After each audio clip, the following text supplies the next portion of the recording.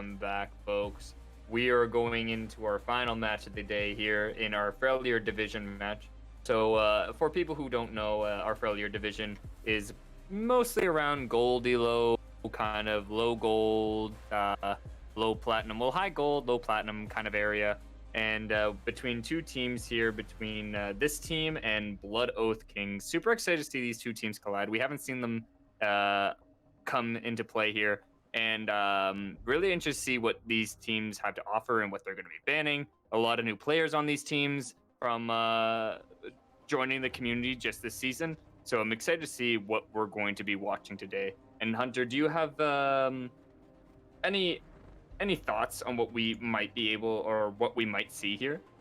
Yeah, actually. So coming into this game, as you said, both of these teams full of mostly new players, some returning favorites, and it'll be interesting to see how they work out, seeing as both of these teams are in our division as well. I've done a lot of research onto them, and I can say I'm very much looking forward to see this team's bot lane. They tend to have some unique strategies behind them in a lot of their games, and I'd like to see if they manage to pull any of that out or off in these games, as well as I'm curious to see how Blood Oath Kings play and where they try and put priority, because they seem like a pretty well-rounded team. Very well said. Without further ado, let's quickly just look at the picks and bans because that's what I'm really interested in and really want to see here. Absolutely, and as we roll into this pick ban phase, we do see here that this team is starting on the blue side for the first game that we're playing here. We will see them ban out the Aphelios, the Ashe, and the Katarina. Big, just banning out a lot in the bot lane. Two of the most played champions for the side of Blood Oath King's AD carry, and the Katarina away from their mid laner. On the other side, we do see Darius, Anivia, and Caitlyn taken away. The Caitlyn as well hitting their own champion pool a little bit there, and the Darius just meant to pressure out some of the more annoying champions from this team's top lane pool. Lots of interesting targeting bans coming around here, but we do see the Warwick picked up really early for this team, a strong duelist jungler, looking to make some plays once they hit level 6 mostly, and it's immediately responded to by the Shen and the Hecarim, two really strong meta picks that I know these teams can play really well, so I'm very much looking forward to see what Blood Oath Kings can pull off with those two picks. The response is the Wukong, strong, assumably going into the top lane and looking for a way to counter the Shen, though actually I'm not sure if it'll end up in the mid lane perhaps, just due to the later on set lock, and Lucian as well in the AD carry position, looking for a lot of aggressive power now that all of these long range options in the Caitlyn and the Ashe have been removed from the pool. We move, and then, yeah, Galio coming in as another pick here for Blood Oath Kings, not respecting that the Lucian would go mid, nor respecting that the Wukong would go mid, and just saying, hey, I know you're going to play a mage, come at us. Yeah, really interesting picks here. And then Blood Oath Kings really saving and kind of keeping it hidden on what they were going to be playing bot lane. And this team coming out with a strong, they've shown their top laner, they've shown their jungler, and they've shown their ADC. So it should be interesting on how they're going to be playing out this game. Absolutely, and as we move into this second phase of pick ban here, we do see that the Nautilus is being banned out here, trying to help their bot lane through it, no matter what it's going to be, and the LeBlanc banned out against this team, denying a possible matchup into the Galio. And then the Ezreal and Senna being taken away. Again, that's 4 AD carry bans from this team, trying to really pinch the champion pool of Blood Oath King's AD carry player this game. So we move into the actual picks. We do see Kai'Sa is picked up for that bot lane, looking to pressure in whatever way they can. Set and Thresh picked up for this team. And the Set is a weird pick here because you're going to say, but they already have a top laner, they already have a jungler, they already have a support. Where's the Set going to go? And we'll see once we get into game whether this Set ends up in the top lane or the mid lane or possibly somewhere else. And then we see the Alistar picked up, last pick for Blood Oath Kings. Kaisa Alistar is second only really to like Kaisa Nautilus as far as CC potential in the lane, ability to proc Kaisa passive. Maybe you can fit a Leona in there too. And the Alistars also, however, going to be really good at peeling from this Warwick, from this Wukong, from the set if the Kaisa needs it in the late game. So an interesting sort of flexible pick here coming out. Yeah, super interesting. Really great team comp coming out of Blood Oath Kings. They kind of have a playbook that I envision for them. They kind of have a blueprint that they really want to do, and a lot of their carry potential coming out from the Kaisa. And Hecarim being so strong in the jungle, it's going to be something to really watch out for. And then this team kind of noticing that, and like you see, majority of their bans actually target banning their ADC here. And but for this team, I don't know what to say about this. So it's going to be really interesting to see these two teams collide. And without further ado, let's quickly jump into game and see where everyone's going to be located. Absolutely.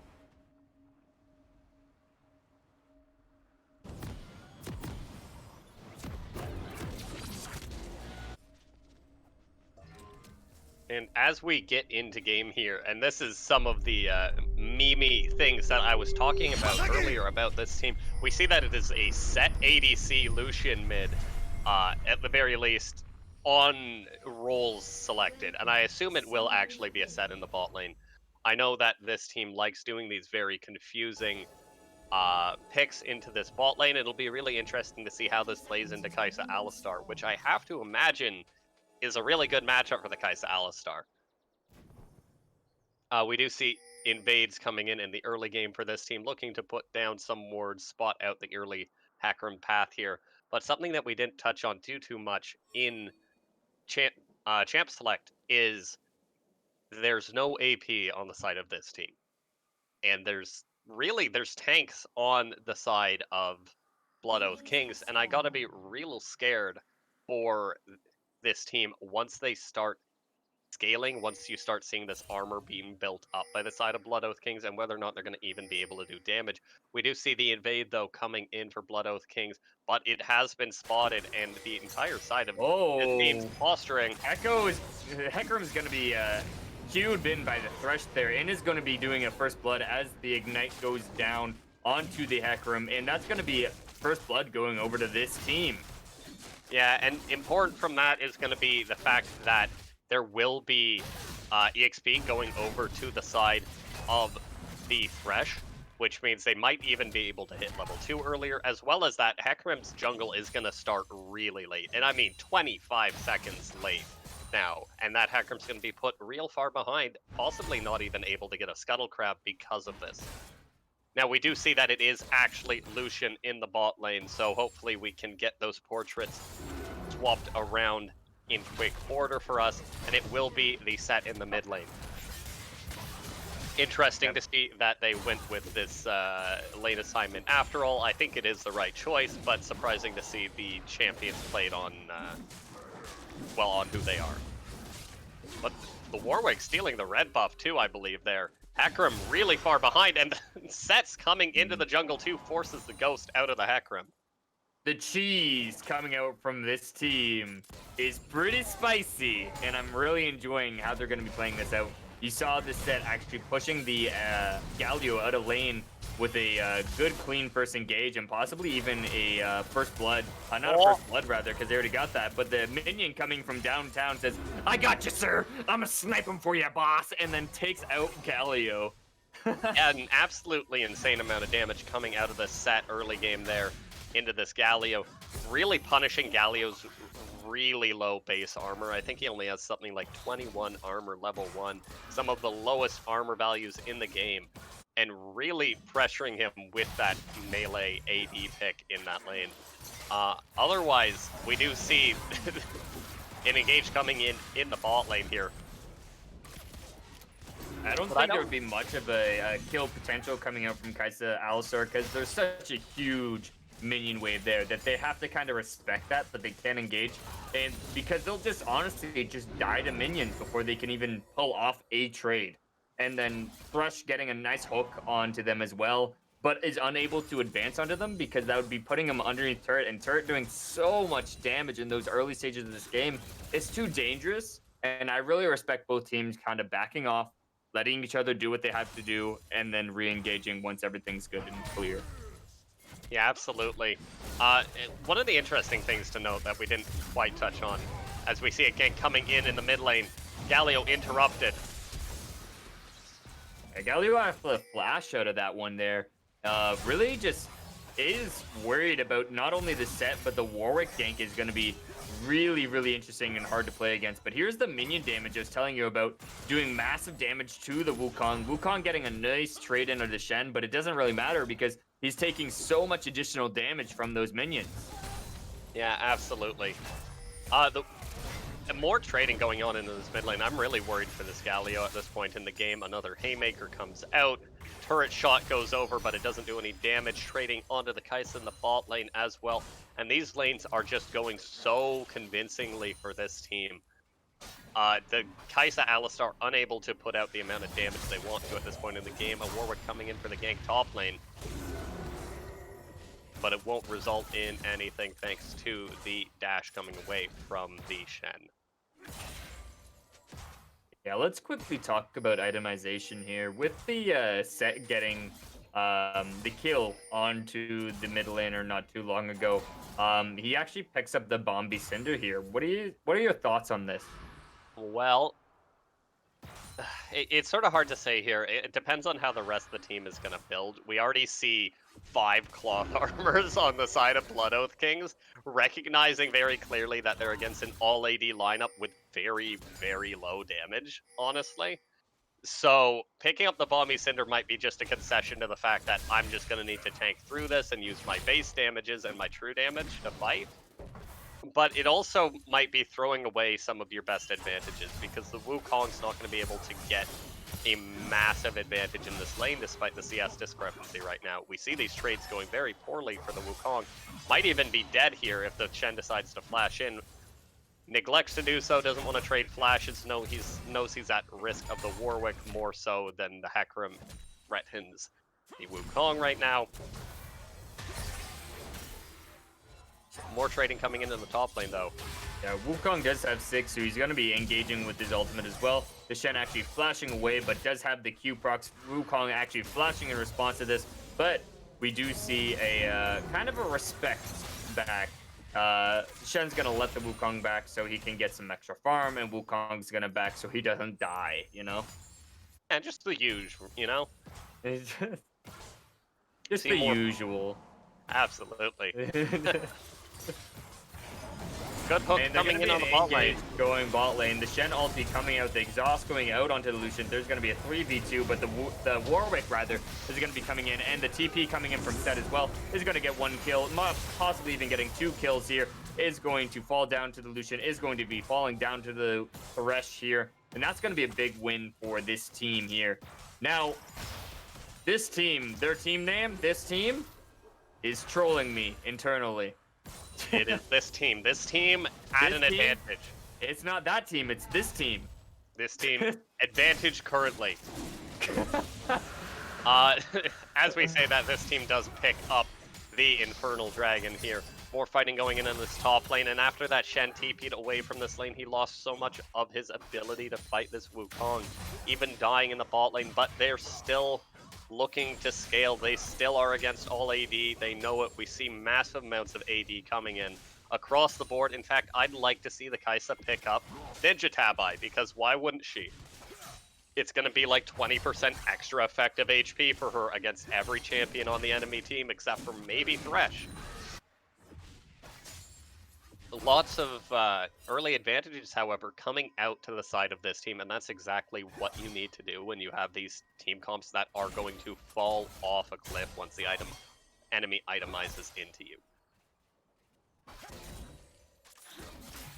Yeah, you're seeing a little bit of a gold lead, but eventually they're just going to be unable to kill them, like you said, because of just the amount of armor they can build. Yeah, absolutely. Wukong, we do see the Wukong breaking their ankles. Oh my word! Breaking the ankles. Making think that he actually hit his E, but he did not. As he just hit the S key and waited. Yeah, good play coming out of Nutcase there on the Wukong, completely avoiding that possible death there. More pushing coming in the bot lane, and really we see this across the board now. Pushing coming in as an engage comes in top lane. Yeah, I don't think they're going to be able to get the Shen. It's going to be really hard to chase the Shen. And top lane, I mean, rather mid lane, the Galio Set's doing a really good job punishing the Galio, making sure he's been able to take the CS and punishing the Galio for even coming up into the lane here. Yeah, absolutely. And that's really what you're going to see in this Galio Set matchup. It's going to be really obnoxious for the Galio because the Set's just going to do this to you every time you walk into the wave. You want to auto that wave? No, you're going to get autoed by me.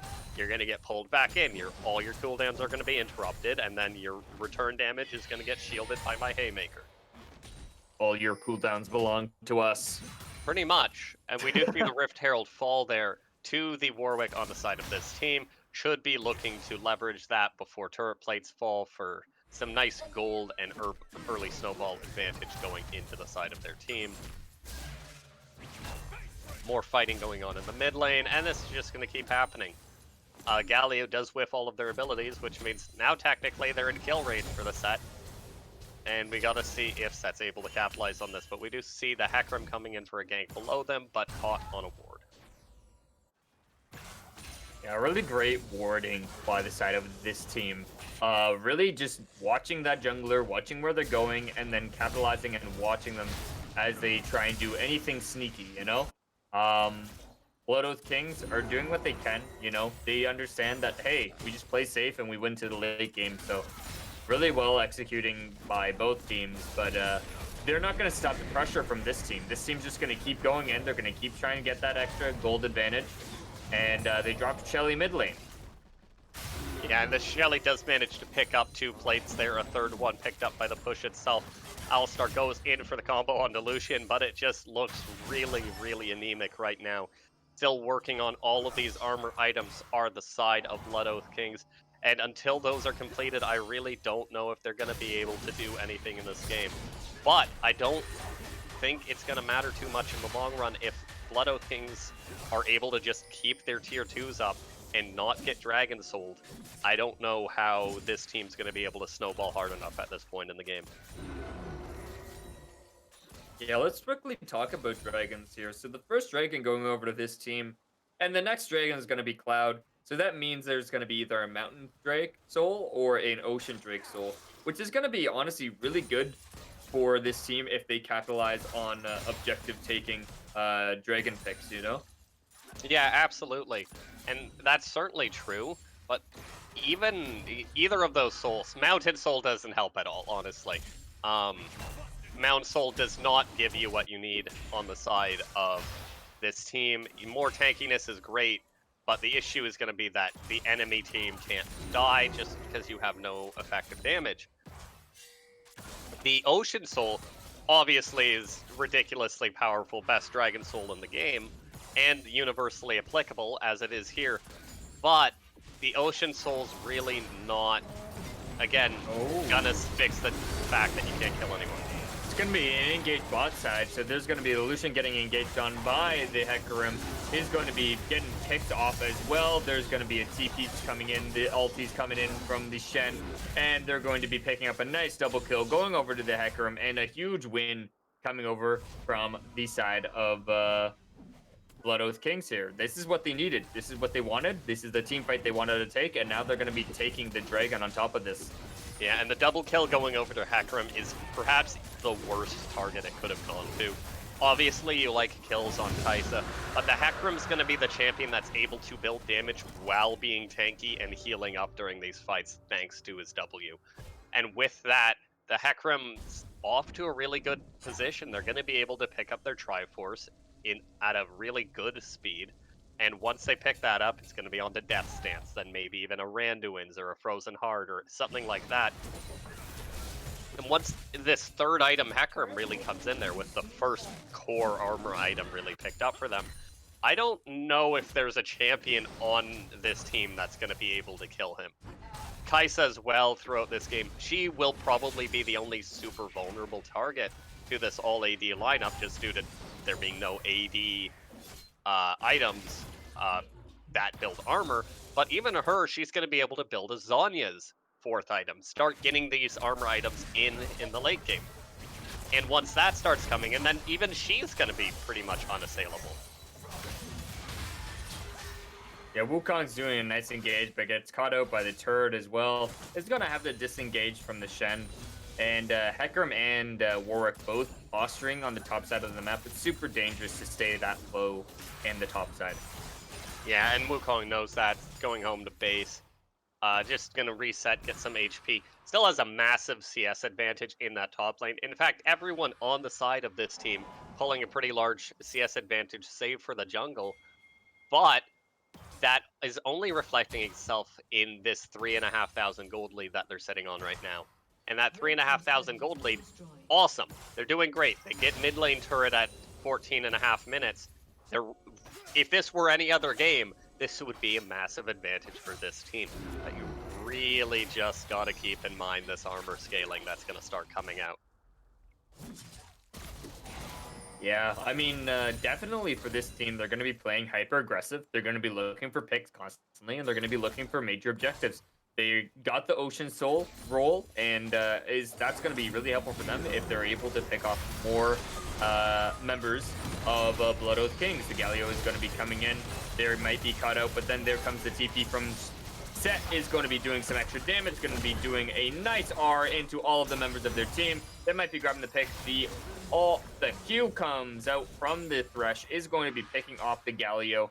And you see time and time again, the Set is literally all over the map and really pushing all of these lanes at once. Well, top lane being more of a passive lane, they're fighting constantly in this bot lane, really punishing down on the Kai'Sa.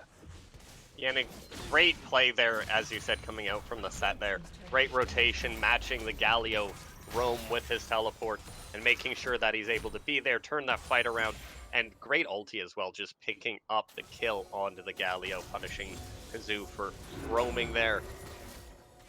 But still, we're seeing that the advantage is snowballing, nearly 5k gold now. I think over 5k gold in advantage for the side of this team. And I really want to see this work. But they have to keep this ball rolling. If they falter at any point this game, that can be the last chance they get. This will be really exciting to see if they can keep that going. Yeah, currently you see this team's growing a kind of a substantial gold advantage, if you will, on their side there against the Blood Oath Kings. How do you reckon they keep this gold advantage? How do you reckon they keep this pressure that they've been applying since the early stages of this game?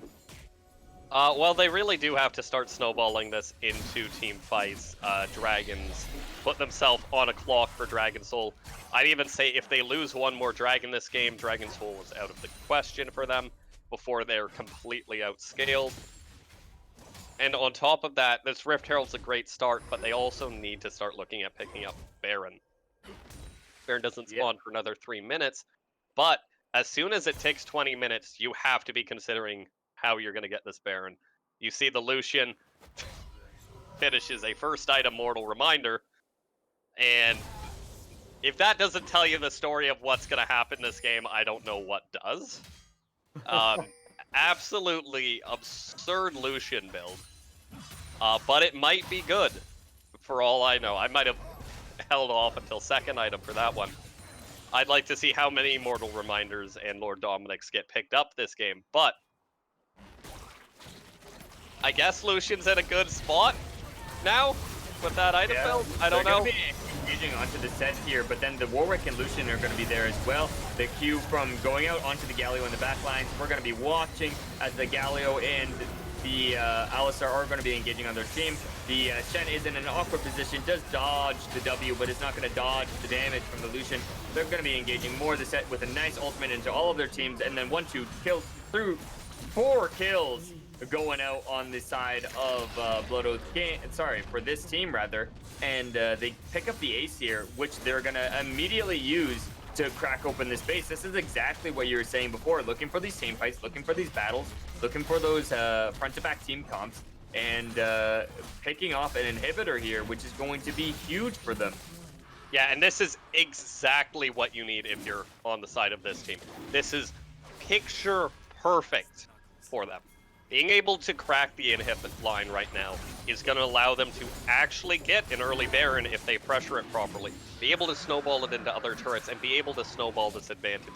As well as that, they pick up the dragon at the same time. They're up to a nearly 10k gold lead. And now it swings the other way. It's no longer will they be outscaled, it's now are they even stoppable? Because they can just run at you under turrets because there's so much gold ahead. They have about 140% the gold value of Blood Oath Kings at this point in the game. And there's really not a lot you can do no matter how you build when the deficit is that large, especially when there's already armor pen on this Lucian. Once Lucian does get to base, I expect to see a pretty big buy, currently sitting on 2,000 gold and looking to back right now. Maybe, maybe not. I'd like to see that Lucian back. The Baron is spawning in 5 seconds. I really want to see pressure going in around that Baron for the side of this team. Pick that up early. They are losing an entire wave of minions in this mid lane perpetually now, because the wave is always going to push in because of the super minions. So if they're not doing something with that pressure, they are losing a third of their team's gold income realistically. We see a Wukong engage on the bot side looking to pick off the Shen. Shen should be able to run away. Maybe, maybe not. The red buff slowing it down. Another fight on the top side here. As the Galio is going to be ulting, but then interrupted by the set ultimate. And the Wukong is going to actually pick up that kill onto Shen. I didn't see it happen, but he did the damage and did the deeps as he goes in onto the Alistar and Shen and is able to kill the Shen. So now we're just watching a slow takeaway from this team as they slowly just keep creeping, keep doing what they need to do, and keep snowballing into the not even late game, just early game potential. Yeah, we see the 6 turrets to 0, the 10.5k gold lead coming out for the side of this team. Resets coming out. I really do hope they start pressuring this Baron before that inhib respawns, which should be happening in a minute or two now. I don't actually remember if it's 4 or 5 minutes at this point in League's history, but really you have to keep snowballing, you have to keep the ball rolling, and they've done a great job of it thus far, and I just want to see it keep happening. Yeah, definitely. It's 12-2 right now, and they are slowly but surely going to be cracking open this base, cracking open more inhibitors, and they are actually, like you were saying earlier, posturing at this Baron. Yeah, and as they should, picking up control wards, trying to throw that around the Baron, get vision superiority here to make sure that they can pick off champions just like this, as Hecarim's not going to make it out of here, being followed by the Warwick ulti and picked off in the end, and this should just be a Baron now. Yeah, you hate to see it, but now they're going to be looking for that Baron, and now it's going to be more or less like, how are they going to end, and when are they going to do it? It's 22 minutes in, but they have gotten so much pressure on the map and so much kill potential that each member of this team are devastating. Absolutely. And I don't know what you're supposed to do if you're any individual member on Blood Oath Kings at this point in time. You do see gank maybe coming into the bot lane, but Wukong will just ult and clone away. But right now, what's the Kai'Sa gonna do? She doesn't have a stacked Muramana. She doesn't have a second item. She has the Ninja Tabi, as she should, but that's not going to be enough to let you survive this 12k gold disadvantage. Galio getting picked off in the top lane as we speak. Hecarim going out as well, but they are going to possibly take out the Hecarim here. He's running really, really low, is able to escape. And as I was saying, you're against 4 tanks.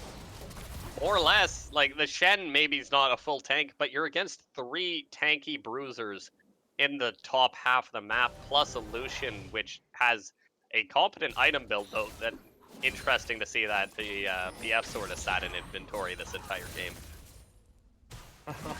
It's just, what do you do at this point if you're Blood Oath Kings?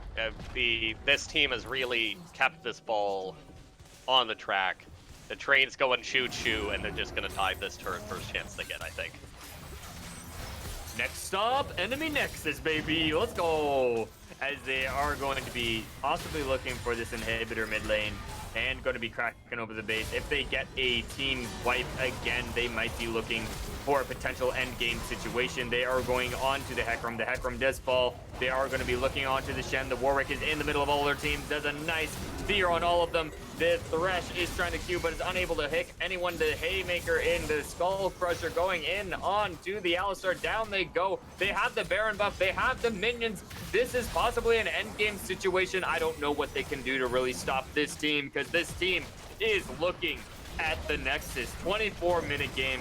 Very quick, very spicy, if you will. Going in, taking out the Galio, taking out both Nexus turrets, and now they're on to the Nexus. This is going to be a GG going out for this team. Very well played, very clean, very fast. Yeah, and you really see the power of this sort of comp if it gets to snowball. Super, super high risk, but high reward nonetheless. Does finish the game in 24-41 with just a brutal 15,000 gold lead at that point in the game as well. Impressive game coming out of the side of this team. Yeah, and really well performed by them. Honestly, they all played to their roles, almost picture perfect. You couldn't ask for a better scenario. And you see it, like the immediate like armor build coming out from Blood Oath Kings. They knew what they had to do, but they couldn't stop the pressure. The ball was rolling, and this team showed up. They played, and they got the victory here. Very well played by them. And Hunter, what do you think about all of this, and also the MVP and ace of this game? Oh, well, as far as this game's concerned, I really do think until that 5 versus 5 in the mid lane, that this game was maybe even in an advantage state for Blood Oath Kings despite the 3k gold deficit. Just because of how easy they would have been able to tech into items that just allow them to win this game. But after that happens, you see the gold balloon immediately to 10k, Inhib goes down, Dragon goes down, Baron goes down in short order after that, as alongside a bunch of other turrets. Interestingly enough, this game was almost a perfect game. There's 1 Dragon and 2 kills that went over the side of Blood Oath Kings. That's it. An absolutely dominating performance coming out of this team. As far as MVP and ace are concerned, I guess we start with the ace for Blood Oath Kings, and I'm gonna be honest, I'm gonna have a hard time with this, because just due to how this game played out, no one on Blood Oath Kings got a chance to do anything. I guess I'd like to give it over to the Kaisa, because she lost lane the least. And didn't really die. They didn't seem to make any major mistakes. Not that really anyone else on the side of Blood Oath Kings did. It's more a victory through proper shot calling and team composition. But I guess, yeah, the ace is going to go over to the Kaisa here. As far as MVP is concerned on the side of Blood Oath Kings, I think I have to give it over to Capitan Snake in the mid lane playing that set. Normally the 80 carry for this team, but pulling out the set, playing it in the mid lane, destroying the Galio with it, following roams everywhere, getting pressure on the map everywhere. Near perfect kill participation as well, highest on the team. 5, 0, and 10. All while building first item Sunfire Cape. Very, very strong performance coming out of this set, and I'd like to see more in the future. Yeah, very well said. And I'm super interested to see how they're going to change up their picks and bans and how they're going to be playing in the second game. So when we come back, folks, we're going to be watching game 2 between Blood Oath Kings versus the this team. Not that team, this team.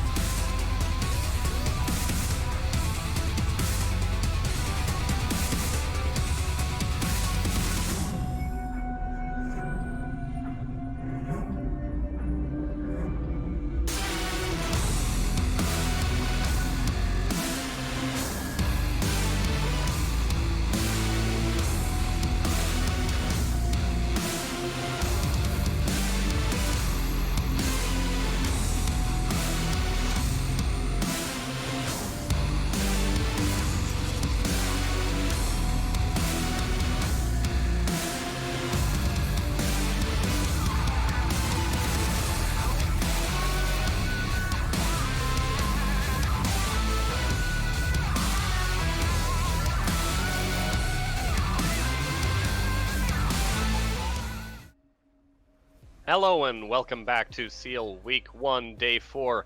This is our last game of the evening, and in fact, our last game of Week 1 to my knowledge.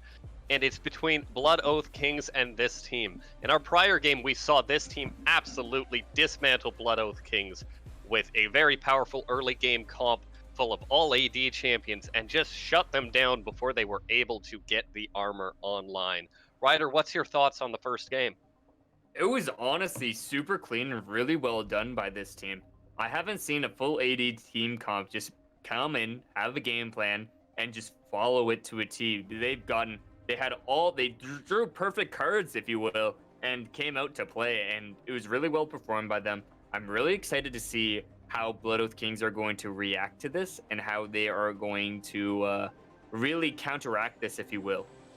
Absolutely. And with that said, really, I do want to see how this ends up working out and just roll on into pick bans and see if there's any sort of comparisons here. Oh yeah, super excited here. With pick bans, we do see a no ban. I haven't gotten confirmation on if it was chosen or if it was just a misban, but we're just going to discuss it on the bans we see here. Right, of course. Of course, Blood Oath Kings on the blue side this game, swapping around. And we do see the Darius and Caitlyn bans come out from them once again, trying to target some of the powerful AD carries in the pool, as well as some of the annoying top laners. On the other side, we do see the Aphelios, the Ashe, and now the Lucian come out again as bans against Blood Oath King, just absolutely shutting down the amount of AD carries available in this bot side of the map. And maybe even we should see this Caitlyn ban dropped just so that there's some sort of good AD carry available for Blood Oath Kings to pick. But nonetheless, we do see them go with the first pick Warwick here, taking that and trying to leverage it in what way they can. Fired back by the Shen Lulu, which is a spicy combination to say the least. Very, very good at keeping specific targets alive and great at enabling hyper carries. Zyra Khan is the response from Blood Oath Kings, showing that they really want to win bot lane and really don't want to be playing into a long-ranged carry. Just as Zyra Khan gets shut down so hard by some of the more dexterous bot laners, I suppose. But most of those are banned, thankfully, with the Caitlyn, Lucian, the Ashe ban, and then Aphelios wouldn't do well and do it anyways. And the Kog'Maw, the response from this team. Showing Lulu, Kog'Maw, Shen, you know what's going on today. It's going to be a Juggernaut comp, and we're going to have a good time. Super excited to see Juggernaut in action, you know. This team came out with a pretty meme bot lane, but it looks like it's going to be an interesting bot lane here, you know. He's just going to go in and he's not going to die. He's going to auto attack it to death and take no damage due to the Lulu shields, the Shen shields. It's going to be super interesting and super funny and entertaining to watch bot lane, and they're going to be a really key factor in this game here, facing off against the Zyra Khan. Should be very interesting to see how the junglers are going to react and how other players are going to react to the bot lane. Absolutely. And we get into the second half of pick bans here. We do see Vi and Trundle taken away from this team, trying to cut off the jungle pool away from this team, that team. Which team? I that can't team, hear you. this team, I don't know. But trying to cut down the jungle pool, trying to take away some of these more targeted picks for them. This team bans out Mordekaiser and Set away from Blood Oath Kings, trying to limit the top lane pool now that the bot lane and Warwick have already been locked in. Picks come in, we see Xin Zhao in the jungle for this team. At least I assume it's in the jungle, you never really know with them. Coming out, really strong early game jungler, gonna do a lot, especially if they're essentially the secondary target of buffs in case something happens to the Kog'Maw, and they can help carry this Kog'Maw through the early game and put a lot of pressure on the map. We see Volibear and Orianna come out for Blood Oath Kings. Volibear assumably going into the top lane, a really strong laner, and interesting to see how they'll match up into the Shen. Probably one of the few matchups in top lane that can bully the Shen around if played well. Orianna super safe blind pick in the mid lane. We see Morgana come out from this team. And at this point, I don't know whether it's going to be a Morgana mid or a Lulu mid, and I'm excited to see which one comes out. Hey, we might even see a Kog'Maw mid. We've seen that with the Kog'Maw buffs with the AP, it's going to be really interesting to see. But that being said, I don't think it's going to be Morgana Lulu bot lane. Yeah, you I know, hope not, that but I ain't it. can't. I don't know. I It's gonna be really don't know Lulu what's going to Xin Zhao happen. Morgana jungle. Alrighty, folks. But without further ado, let's quickly jump into game and see what's going to happen.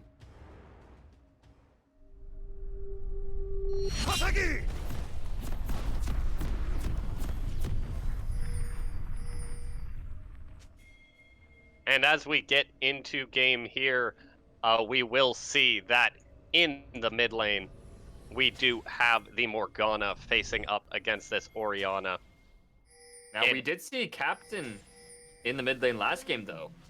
yeah, and the roles have been swapped back. Captain, normally the AD carry, is taking the Kog'Maw into the bot lane now, and just doing what they do best normally.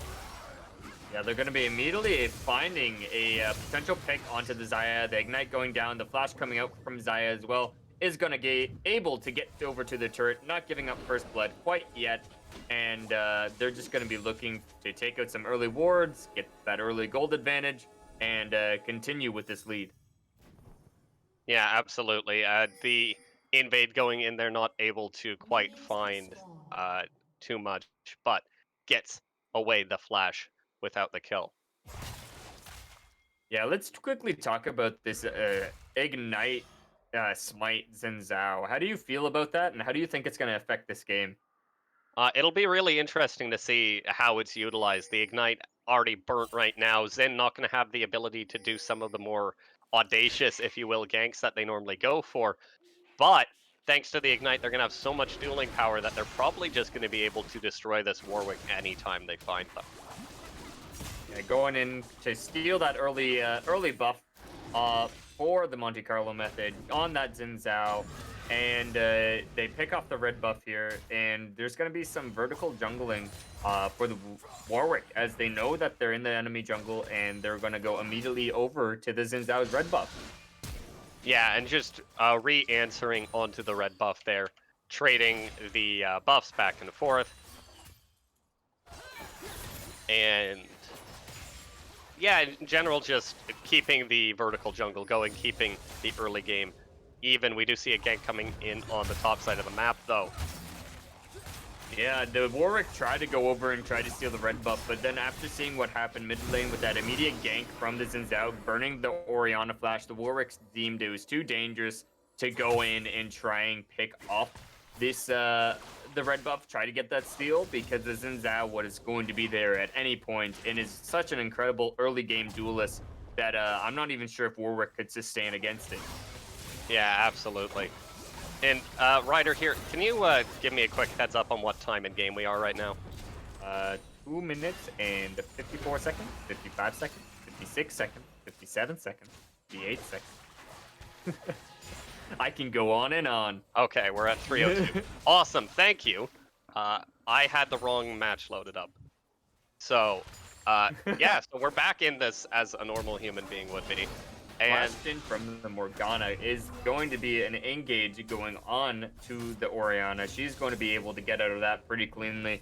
And you see the constant pressure coming in from the Xin Zhao on the mid lane, but then we see a flash actually going out on the Shen, getting the turret dive, solo turret dive onto the Volibear, picking up the kill and able to live with their lives with the flash away from the last tick from the tower. And absolutely massive, denying all of these waves to the Volibear. Volibear neglecting to TP up into this top lane here. Perhaps not expecting the gank to go down that way, or the kill to come down that way. Shen showing what a beast they are in the early game once again. Morgana coming in, TPing into the bot lane, trying to find a Q. She does land the Q onto the Xayah. She is going to get the flash from the Rakan, and is unable to really grab a kill here. Really unfortunate. Does get the TP down here. Is going to be trying to see if they can push something, get something else out of it. But I don't think anything more will come of this. Yeah, and something really interesting going on here is Morgana has a support item this game, and is looking to just I guess, not farm. It'll be interesting to see if she still maxes W and what goes on in the mid lane. It looks like she is maxing W, at least for now. She's looking to get some extra gold in the mid lane, I guess, but her CS is going to be cut short, so I feel like... And yeah, so she sells it now. Guess just a misclick coming in there. We won't dwell too much on it. Morgana now building towards what looks to be a Rod of Ages? She's building towards something. We'll figure it out later. We're getting there. And then the engage going on Xin Zhao, getting the immediate ignite off onto the Orianna. And the Volibear is there as well, but the Xin Zhao is going to be able to pick up the kill onto the Ori and is able to live with his life. The Rakan showing up but unable to respond to the gank. Volibear a top laner? What's he doing at the Dragon at 5 minutes? He's there now. And Shen, top side, no one really to contest him. I'm pretty sure he's going to grab some early game turret plates. But on the side of Blood Oath Kings, they're going to be looking for that early game Dragon. TP coming in from the Orianna. And now we're going to have a fight. The Warwick is going to be coming in, does get the Dragon, is going to be able to kill the Xin Zhao. The Volibear is going to be trying to see if they can pick up onto the Morgana, is in danger and is running super, super low. The Xayah is going to be picked up. The Warwick, rather, is going to be picked up. The Rakan is trying to leave, but is unable to. He does actually leave, leaping over the wall to freedom. They grab the Dragon, but they fall, I believe 2 kills in that Dragon fight. And the Shen's actually going to go over the wall and try and find the 3rd kill over here, but is not going to be able to grab anything. This nutcase is absolutely nutty, is going to be looking for engage after engage after engage. Absolutely. And I'm surprised that the side of this team decided to fight that Dragon there. I would have imagined they just take all the advantages they have in the Shen in the top lane. But if you look top lane, Volibear's just honestly screwed. There's nothing you can do on this Volibear at this point. The wave is pushing out massively against you. Shen's going to go up top lane, pick up the slow push that he set up before he TP'd in. Going to pick up like 15, 20 minions. Going to be sitting on that 35 CS advantage over this Volibear. And if he wants to, he can hold this freeze for probably the rest of the game, because honestly, I think he might be able to 2 versus 1. 2-level advantage over the Warwick and the Volibear right now. And they have a Xin Zhao in the jungle. Xin Zhao looking to see if they can make a play. The Shen, and they're going to be going in onto the Warwick, onto the blue buff. Sneaky beaky. There goes the Xin Zhao with the sticky stacky, and is going to be taking the blue buff. And the freeze hasn't even broken in the top lane yet. The Volibear trying really hard to push up and get rid of it, and does force it into turret, which is gonna at least let him farm in another minute. But still has to be worried about getting ganked by the Xin Zhao for being overextended as he is right now. Xin looking to farm his own jungle, but turns around looking back at that top lane. And I don't know if this Volibear is going to be able to survive this lane phase anymore. Yeah, you got like a 35 CS advantage for the Shen, with who has 2 kills and 2 assists, no deaths. He's going to be backing relatively soon and going to be buying some really aggressive items to lane against this Volibear, and it's going to be really hard. Volibear's not even level 6 yet. 2-level advantage for Shen. Going to be super hard for him to even contest or do anything against him. Let's give a little bit of context to this. Currently, Shen has more gold in inventory than Volibear has earned this game. That is the state of this top lane right now. It is not good. And it's not going to get better over time. Shen may fall off a little bit after first buys, but Volibear, that bear falls off even harder. Especially if you're going to go for a Triforce build, which I don't think he will be, just based on the double longswords. Probably going for a Tiamat build here, but even with that, not going to be enough. Meanwhile, across the rest of the map, Kog'Maw has a CS advantage in the bot lane. Morgana has a CS advantage in the mid lane. I still don't know what item she's building, but we'll figure that out. And even in the jungle, we're just keeping even. Rift Herald goes over to the side of this team, goes onto the Xin Zhao here. Yeah, this team really showing up again with about a 3k gold advantage for them just by CS alone and a little bit of kills. Yeah, and that CS advantage exists. Over half of it, at the very least, exists on the Shen right now, and they still haven't spent it. Just getting back to base right now, starting to buy all of their items. 2,000 gold spent. Volibear sitting at 2,200 gold. Shen spending 2,000 gold on his back. Gonna be absolutely devastating in the top lane here. Yeah, We it's do going to be see, really, really, really hard for them to come back. And now we're going to be looking again. Our focal point this game was a little bit more bot lane, but now we're seeing just the performance coming out from the Zhao, coming out from the Morgana, and then coming out from the Shen. yeah, absolutely here. And looking into the rest of this game, I think it's just turtle scale. Hopefully, find a way to make Volibear a champion. I don't know how you do that at this point. Volibear is just a very vulnerable pick when it comes to, if you don't get the early advantages, you just aren't a champion in the top lane with Volibear. And now that he's been set this far behind, currently sitting 35 gold CS behind the Shen. Shen's 202, he's 1-1.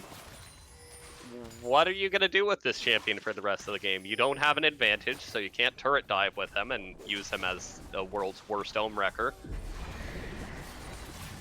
We see the Rift Herald coming down bot lane too, and they're just going to funnel gold into this Kog'Maw. They're going to be looking for more money, looking for more stuff for Kog'Maw here.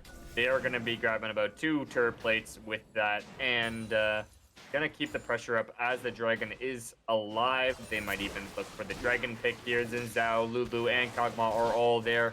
Morgana just around the corner. They're going to be trying to look for a possible engage or a possible pick, but they are taking that Ocean Drake a little bit too fast and are unable to contest it. Yeah, and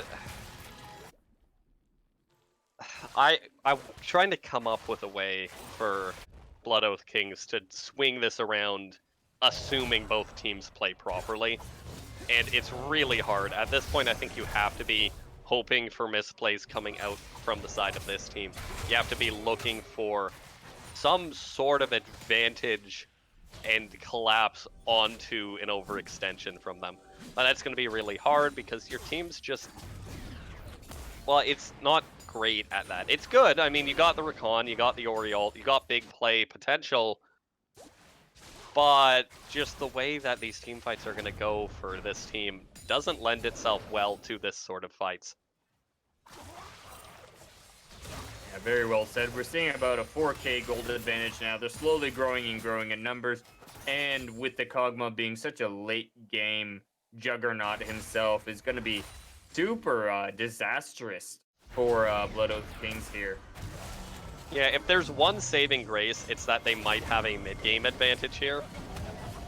Shen's going to be TPing in, is going to land a double taunt onto the Warwick, is going to be able to pick him off, and the kill going over to Kog'Maw as well, which is going to be really, really good. More gold for Kog'Maw. There's really not much to say about this except for they're just playing the lane. They're just doing what they need to do, and they're just getting those ganks, getting those kills, and really just playing it safe here. Is the ball. Xin Zhao might not be able to escape from this. I don't believe he will. The flash going out from the Volibear is going to land a stun, is going to land the W, is going to be able to pick off the kill, and that's all you can really do. That's all you can really hope for the Blood Oath Kings here, as you have to fight against a juggernaut team that has gotten a massive CS advantage onto you. Absolutely, and you just, exactly as we've said, just look for these picks, hope for overextensions. But it's so hard to get these picks onto the Shen lineup. And if Shen's not there, what if Lulu's there? Also a great way to just turn around these fights with Lulu shields and Lulu burst coming out. It's going to be very, very difficult for them going from this point forward. But they can still do it. As I was trying to say before, they might have a compositional advantage at one point in the mid-game. Orianna hitting her power spikes, Xayah Rakan hitting her power spikes, Warwick and Volibear, if Volibear ever completes an item, hitting their power spikes can present an opportunity to fight if you get just the right engage and just the right amount of playmaking, or just some wombo combos. Yeah, it should be very interesting to see how they're going to be playing it out, and interesting to see how they are going to be playing these next couple team fights. But it is going to be super hard for them to get there because they have to survive the next couple bullying laning phase that are going to be coming out from the Shen, Kog'Maw, Lulu, and Morgana with a Zhao, with being such a strong early game jungler and constant pressure on this map with those constant ganks. It's really hard for Blood Oath Kings to even answer to this call. Exactly. And we just have to wait and see if they're going to be able to pull it together. Once they reach this sort of point where I think they'll be able to take these fights, I'll call it out. But that seems quite a long ways off, if you will. We're still looking at levels, and we need to make sure that this Kog'Maw is removed from the fight when this happens. The Kog'Maw, even in the mid game, with just the Lulu buffs on him, especially if there's an Ardent Sensor coming out, which will be completed very soon for this Lulu, is gonna be brutally strong. We already see this in the lane phase here, just popping the W and walking at them. And what are you gonna do? You have to full on engage like this, but absolutely denied by the Lulu ulti. Fantastic play for Mekket coming out on the bot side there. Yeah, Lulu, a really great pick. Immediately being exhausted. They're trying to get the fear. They're trying to get more. The Shen ulti coming out. And now the fight's going to be turned once again as they keep going. The Morgana, rather, going in with the TP, getting on the flank there. And immediate response is vital here. You see the communication being so strong from this team saying, hey, protect the Kog'Maw, everyone. And everyone showed up, you know? From all sides of the map, everyone's rotating, everyone's there already, and now they have the dragon immediately being spawned in front of them as they got a couple great picks here. So it should be another dragon going over to the side of this team. Yeah, it's exactly as you say, collapsing from the four corners of the universe here are the side of this team completely able to devastate any advances onto this Kog'Maw, any advances onto any lane that's not the Shen. But you can't go into this Shen's lane. Look at those items. He's just going to kill you, or he's going to run away. He gets to choose whatever he wants to do.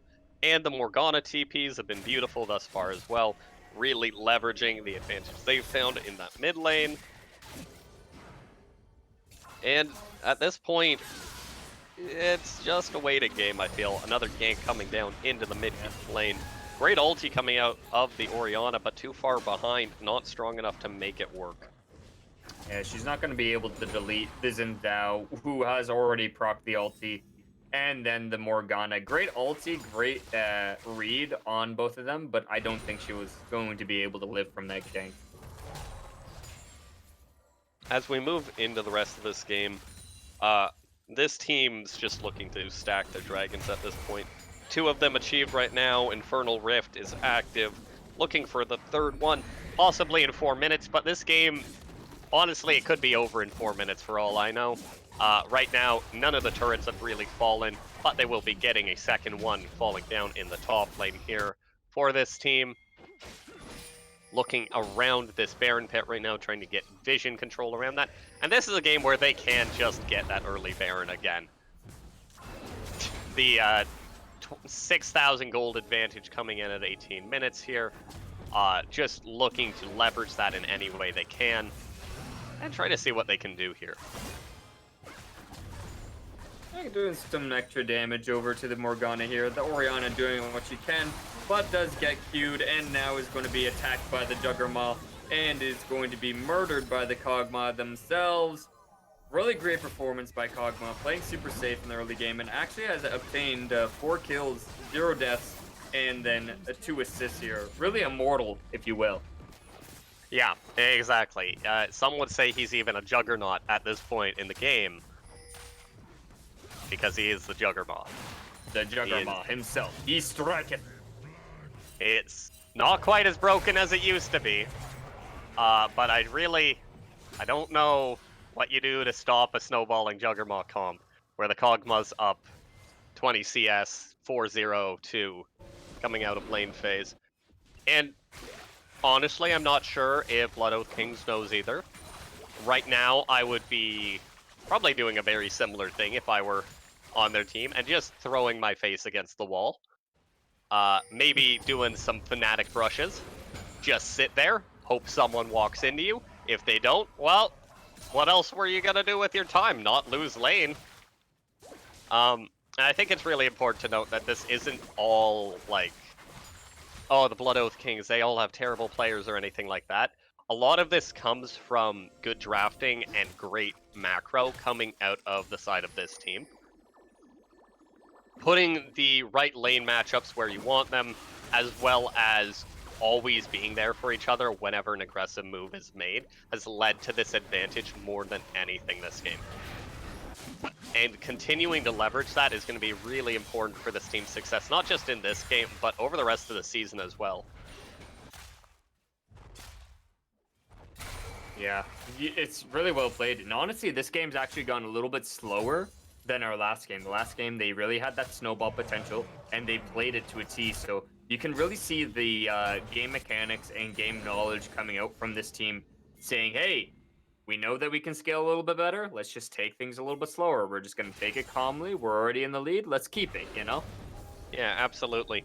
And so long as you keep a healthy gold advantage in this game and you keep the Kog'Maw alive, there's going to be very little that can touch you. We do see the gank coming in onto the bot lane here, looking for the big boy, and he will fall down. He is going to fall. Valiant effort by the Volibear, but it's not going to be enough to stop the onslaught of damage coming from Morgana, the Shen, the Xin Zhao, and then especially the Kog'Maw. They are going to be engaging onto the Orianna. They are going to be trying to see if they can grab more.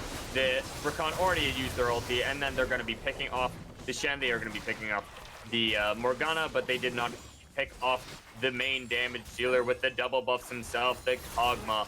So he's going to keep doing what he does best as he keeps auto-attacking this turret, trying to crack it down. They engage from the Rakan, but then re-engage coming out from the Xin Zhao. The ultimate flash forward, and then possibly a kill here, but the Jugger Cog comes in, takes out the Rakan, and are going to be able to live with their lives here. Really well played by both teams, but here comes the flank, here comes the TP from the Orianna. They're looking for more, they're looking for blood, they're trying to stay in the bush, but then the Orianna gets a nice double ultimate, going to be picking off the Kog'Maw, going over to the Xayah, and the double kill going over to the Morgana as they take out the Lulu. But the Kog'Maw going to be responding to this as he goes in and blows up in front of the bird and takes out the Xayah. And this is that overextension I was talking about earlier. This is what you're looking for. This is that mid-game power spike where they might actually have a compositional advantage. Now, did they have an advantage going into that? No, because they were down to 7,000 gold, but they managed to make it work at the exact time they need to. Now they're looking at this dragon, but it's still not enough. Then we're going to find him coming in, blowing up the Orianna. Shen Taunt follows it up, looking for the kill. Now they're just looking to finish this dragon, deny soul as long as possible, but they won't get that either. Warwick not able to smite down the dragon. Dragon Soul point will go over to the side of this team, and it is still bad. It's better, but still bad. It's yeah, hate to see it. You see the Morgana actually taking the dragon with her W proc, and the Warwick is unable to, the pressure was on. He was trying to burst it down as fast as he could and then get out with his life, and then having the enemy team, this team, coming in and just auto-attacking them, it was really a lot of pressure onto him. Really hard to take those smites, but you have to stay calm, stay collective. But they do come out with the dragon for this team and a possible Baron as well. Yeah, and as you said, the Baron just falling down now at 23.5 minutes. Gonna pick this up. Gonna probably either just snowball this immediately into some turrets or reset first and then go for it. Probably lots of gold sitting in inventory for some of these champions, especially Shen. But Shen can back whenever they want. Shen's gonna start the top lane snowballing. They have ulti and TP available, so they can pretty much do whatever they want on the map at the time being. Orianna doing her best to wave clear, will get rid of the first wave of minions, but this second wave coming in with the Baron buff is going to be much harder to get rid of. Should be looking at this turret falling, but Warwick looking for an engaged Rakan going into the back line. Again, the Xin Zhao going in to counteract this, the Kog'Maw just doing the auto attack damage that he does best. The Xayah is going to try and live, but is going to be unable to live with the Kog'Maw ultimate from downtown. Is also going to be picking off the Warwick that ulted on to the enemy team, onto this team, rather. And now they're going to be looking for more. They're going to be looking for possibly an inhibitor here. Yeah, and now they're just Shen TPing into the top side, gonna snowball that wave as well. Look for 2 or maybe even 3 inhibs off of this push here. Morgana TPing back into the mid lane, making sure that this turret's gonna go down safely. Respawn timers are up for the side of Blood Oath Kings just because this game is so early, but they will at the very least pick up the 1 inhib. The top lane turret will go down here, and they'll be able to either push this into another inhib or just straight up reset if they don't feel safe. Which it doesn't look like they do because they've got approximately 10,000 gold in inventory between them. So the entirety of the gold advantage was actually sitting in inventory after that fight. It's no longer sitting in inventory. That's bad. It's very bad. Now Dragon. they're going to smack even harder. Yes, in fact they are. Dragon spawning in 2 minutes for the side of this team. Looking to pick that up, get the Infernal Soul, because you know what they need? They need more damage. They need to hurt more, and they need, you know, a little bit more AP and AD on top of all of that. Honestly, And, they could probably just pressure a victory here. If we do see Blood Oath Kings go for the dragon, they'll just push down mid. They have such a power position in front of them that they could quite literally do whatever they feel like. They're in a very comfortable spot and a very powerful position. absolutely, and I think that's what it's going to be. They don't even need this dragon to close the game out from here.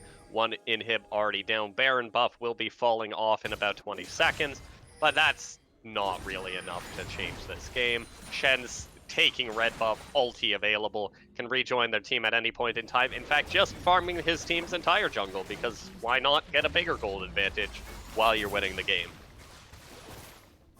Yeah, we do see the 4v4 possibly happening here. The Warwick is still in his jungle. The Xin Zhao ultimate going out, possibly going into another re-engage. They will probably look for a potential inhibitor here. The Baron buff does fall off of them, so now it should be an even fight. The Warwick should be back by now. The Shen is topside, but does have ultimate for his team if need be. They're going to be picking off this inhibitor and going to be backing off. Yeah, and they should really either rotate straight to Dragon here and just burn a few seconds sitting there, or rotate up to this top side, take 3 inhibs, and close out the game that way. I think no matter what choices they make at this point in game, the side of this team should be able to close it out convincingly. Yeah, the spell shield going out onto the Kog'Maw. The Warwick trying to ult it, but is unable to because of the spell shield. The Xayah is going to be queued from the Morgana, is going to fall down to Kog'Maw. And now I think that's all she wrote, folks, as they're going to be looking further to possibly get the 3 inhibitors and then look for the end game scenario here. The Morgana being caught, but the Kog'Maw going to be doing what he does best, is sit there and auto attack. He does get a nice 2-man Orianna ulti, but the Volibear is in all of their teams. Zanya is going out, Broken Stopwatch going out from the Kog'Maw.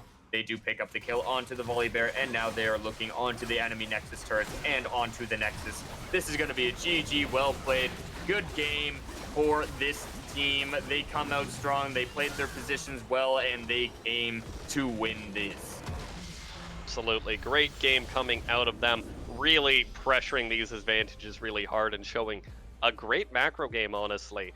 Really pressuring this map properly. Great shot calling. Great play overall from the team in general. We see all 3 of their carries, I'll say.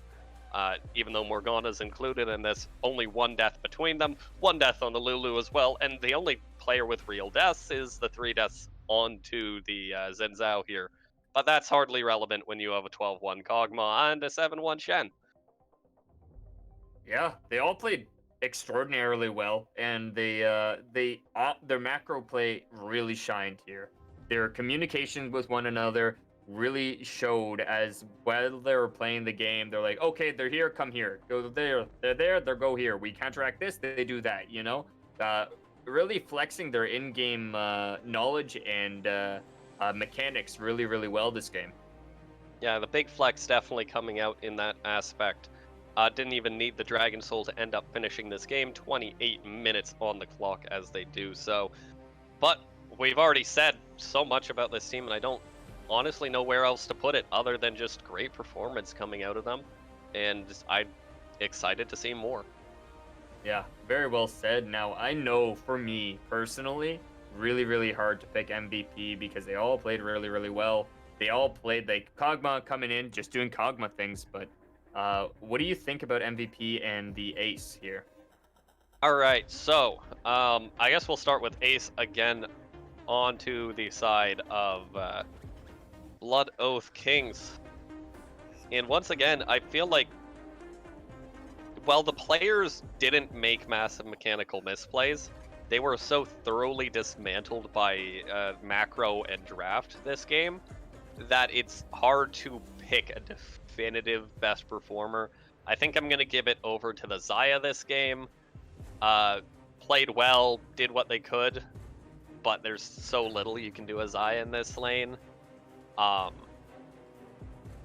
and just that's about all I can really say here. It's really hard to come up with too much to say when you've been this oppressed in a game, and especially in the lane phases of these last two games, by these interesting picks coming out of the side of this team. As far as MVP is concerned,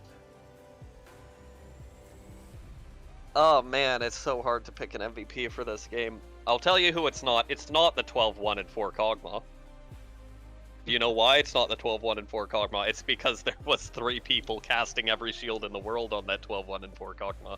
Still great play coming out of the Kog'Maw player, of course, but it's between Lulu and Shen for me, and it's the question of whether or not Shen snowballing the advantage in the top lane is worth more, or Lulu just demolishing every single engage that the side of Blood Oath Kings tried to go for. I think I'll give it over to the Shen here, just for the monster early game performance that they showed. But that's not to take away from the performances of anyone else on this team. They all did really good. They all played their roles properly. Even Xin Zhao picking up a Knight's Vow second night. I'm like, I know what my job is this game. And just rolling from there. Great performance from this team. Yeah, very well played. A lot of great games today, and it's been a lot of fun casting all of them, and really entertaining to watch. Good game from our Freljord division teams, Blood Oath Kings, and this team as well. Um, really happy to see what we had for today and week 1, and it's going to be really exciting to see what we're going to be seeing in week 2. You know, it's going to be really exciting to see how all of these teams react, what they learn from, what they take away, and what we're going to be doing next. So, for my final thoughts, I just quickly want to thank everyone involved here. Really want to thank all of my co-casters, the casters that started in the morning here. Thank you, all of our casters. Thank you, Hunter, for joining me today for these last couple games here. And really thanks to the community, and thanks to our producer who's been here this whole time, really making this all happen. You know, really proud of what we've accomplished here, and really excited to see what we're gonna do in the future. Absolutely. And with that, I want to say a huge thanks to the community as well. Big thanks to all our viewers, all the members of the SEAL community, and all the players who bravely put themselves on broadcast today in front of us, who are not the nicest people always. But it was great to see everyone play. It was great to see everyone participating, and it was a lot of fun to do. And we hope to see you guys around in the future. Well, that's it for us today, and we'll see you probably tomorrow, hopefully. Bye bye.